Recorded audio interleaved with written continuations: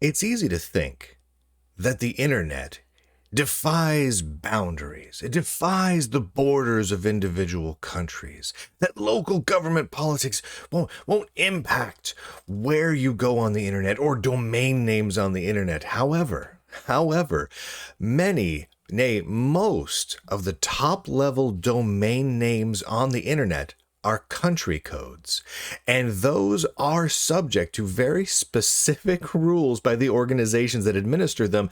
And when those countries change hands, when they change names, as actually has happened many times since the internet was created, those top level domain names change. Now, many times, those top level domain names are mostly used for government purposes or specific organizations within and specific to a country. But sometimes those top level domain names are too tantalizing. You just want to use them. Domain names like .tv or .io. I mean, how many websites use .io nowadays for their top level domain? Not .com, not .edu. They like .io. GitHub has a .io, itch.io, Kubernetes.io. There's about 8 million cryptocurrency sites that use domain names that end with .io because it's .io. That's nice and nerdy. You want to use it. Unfortunately, that was specific to islands in the Indian Ocean, a specific set of islands that were governed by the United Kingdom. And as of last week, the UK has set that they will be giving up sovereignty of the Chagos Islands over to the country of Mauritius. I don't know if I'm saying that right. Mauritius. And now that means that those islands, the Indian Ocean Islands, the .io islands, will have to give up their top level domain name. This reporting from the BBC, which has nothing to do with the domain name, but it has to do with the islands. So I'm going to read just a tiny snippet to you now. The UK has announced it is giving up sovereignty of a remote but strategically important cluster of islands in the Indian Ocean .io after more than half a century. The deal, reached after years of negotiations, will see the UK hand over the Chagos Islands to Mauritius in a historic move. This includes the tropical atoll of Diego Garcia, used by the U.S. government as a military base for its blah, blah, blah, blah, blah, and it goes on from there. But where this hits us as nerds is ICANN and IANA, the Internet Assigned Numbers Authority, have specific rules about how top-level domain names are handled. So they have a specific policy on the retirement of a country code top-level domain, or CCTLD. This document provides a guide to the process of retiring a country code top-level domain when the underlying country or territory no longer exists or is otherwise removed from the relevant standards. All right, and I'm just going to read the couple of quick high points here because it sets very clear timelines on what has to happen here. The CCTLD eligibility is determined by the associated country or territory being assigned in the ISO 3166-1 standard. When countries or territories are removed from the standard, their eligibility expires and they need to be retired from use after an orderly transition period. And when a CCTLD is no longer eligible, the Internet Assigned Number Authority, a part of ICANN, will notify the CCTLD manager that the CCTLD is due for retirement. That is happening now. By default, the CCTLD will be removed after 5 years. The CCTLD will be publicly advertised as under retirement with the target removal date. A CCTLD manager may apply for an extension with appropriate justification. Extensions are limited to a maximum of 5 additional years. Therefore, the maximum possible period for retirement is 10 years. However, the CCTLD managers may retire domains earlier at their discretion. Okay, so here we go. The .io top-level domain name is set for retirement. Now, if everything goes to plan by the default schedule, in theory, it will happen in 5 years. It could happen quicker if ICANN and the Internet Assigned Number Authority decide they want it to be quicker. It's totally their call, really. But it's also possible to get an extension out to 10 years. That means these websites, and in some cases, these companies that have .io in the name of the company have that long to figure out what to do because they got to change their domain names big time, right? So that's a pretty big deal. Now, multiple years like this, that should be enough time to accomplish it. That said, it is theoretically possible to make the country code top-level domain simply a generic standard top-level domain name, such as we currently have with .org, .net, or .com.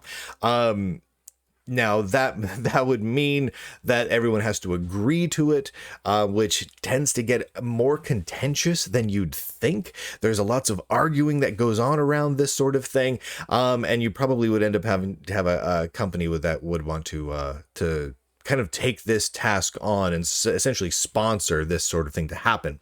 Now, so if Google, who has the Google I/O conference, or someone else really wants it to happen, I'm sure someone with deep enough pockets could persuade the right number of people to transfer that over. But if nothing else happens, those .io domains will go away in just a handful of years, because of changing boundaries and changing names of countries. Now, this sort of thing has happened quite a bit actually recently, over the last several years, in Eastern Europe and whatnot, as various countries have changed names and new countries have been created, new country code top level domains get added and taken away and retired. And that is actually the reason why this policy has been set in place by ICANN and the Assigned Number Authority. Way back in the early Assigned Number Authority days, there was about a year after the country code top-level domains were first implemented, the Soviet Union dissolved. Right, that happened like about a year, I think, after the domains were created for countries. Well, the Soviet Union had a .su domain, right? That had a top level domain for it. That .su domain, there was no good policy at the time for how to retire that. So that .su domain still exists today. They keep on rolling it down the line and kicking the can further down the line. And this really stuck in the craw of people who do this sort of thing, who work with ICANN and the Assigned Numbers Authority. So over time, these rules have become much harder and more strict, and they really don't like bending them now, right? So like early on, they did. They just were flexible and waffled around with it a lot. Now they really don't like bending these rules. They have the hard rules. They've got their ISOs in place, and they don't want to deal with it. If your country no longer has that name, it no longer gets to have that top level domain name, and it's out. Right? They're not going to put up with it. It will be interesting to see what happens with this, more from a weird curiosity standpoint than anything else. I'm sure all of these companies can migrate to a new domain relatively easily. It's a bit of a pain for companies like itch.io and other companies that have put the .io domain, top level domain, in their company branding and name. That's a little rough, but just the same, I'm sure they have years in place to figure out what to do with it. But it is an interesting reminder about how intricately tied global politics are with even things like our domain names. And so many companies love to use domain names beyond the .com, right? .com, is where the companies should have their domain names in theory, but .tv, how enticing is that for someone who is doing stuff with streaming video? Or .io, come on, in, out, IO, ones and zeros. Like, there's just so many things you can do with that from a nerdy perspective. It's a great top level domain for nerdy things. Like, it's hard to resist it. So companies dive in and they create these domains with these boutique artisanal country code domains. And now they're at the whims of the local governments changing their names, changing their borders, handing over sovereignty to different things. And the maps change regularly.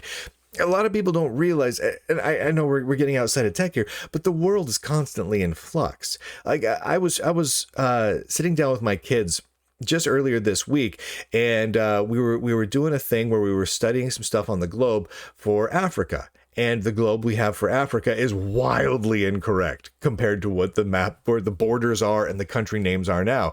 And then that brought us down a whole rabbit hole of, okay, well, now let's look over at Asia and Eastern Europe. Look how wildly different it is than this globe that was a perfectly valid globe not that many years ago.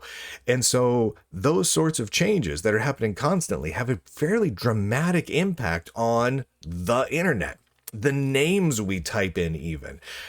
It's worth remembering that. It's nice to have that reminder every now and then about how intrinsically tied even our domain names are to geopolitical politics. That is a nice little reminder to have. The internet is not as disconnected from the politics of individual countries as I think many people want to believe. It's a nice reminder. Anyway, thank you to everyone for hanging out with me. Thank you to the subscribers of the Lunduke Journal at lunduke.com, lunduke.locals.com. And with that, ladies and gentlemen, boys and girls, nerds and nerdettes across all of these fancy inner tubes, I do declare end broadcast.